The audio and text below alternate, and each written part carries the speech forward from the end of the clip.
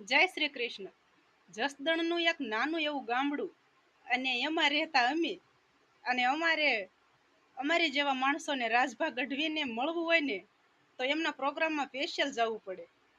પણ જ્યારે રાજભા ગઢવીની કોમેન્ટ આપણા વિડીયોમાં આવે ને ત્યારે એમ થાય કે આહા, આઈ એમ અ લકી મેન. આજે ફરી એકવાર પાછી રાજભા ગઢવીની એમની જ કોમેન્ટ છે. મને ચોક્કસ, હું 100% સાચું કહી રહી છું કે એમની જ કોમેન્ટ છે. કારણ કે આપણે એમની ચેનલ ખોલી અને તમામ એમના જ વિડીયા હતા.